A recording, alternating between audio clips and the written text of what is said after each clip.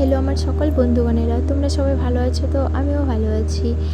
আমি এই ভিডিওগুলো করার এত সাহস পাচ্ছি কোথা থেকে জানো? শুধু তোমাদের জন্য।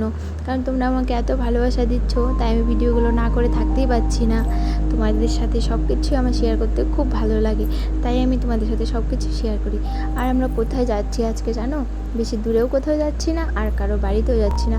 ভাবছি এমনিতেই রাস্তায় টোটো করে একটু ঘুরে আসবো। কারণ আমাদের বাড়িতে আমার মাসি এসছে, তো তাই মাসি, আমার মা, আমার মেয়ে, বোন, আমরা সবাই মিলে একটু ভাবলাম একটু ঘোরাঘুরি করে আসি, তাহলে মনটাও ভালো লাগবে।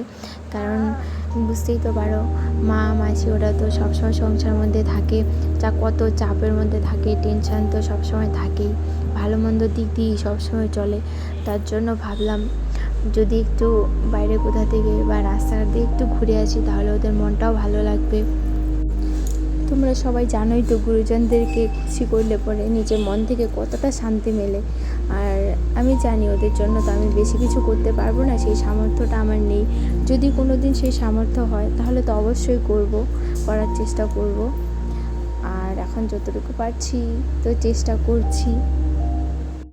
জানো, এই পৃথিবীতে কেউ কারোর না, শুধু একমাত্র মা বাবা ছাড়া।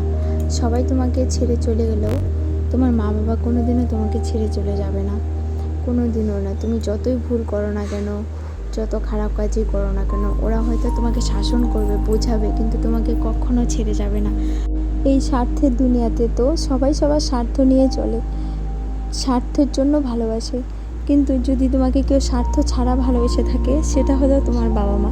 তাই আমার মনে হয় সবার আগে বাবা মাকে সময় দেওয়া উচিত, বাবা মাকেই ভালোবাসা উচিত।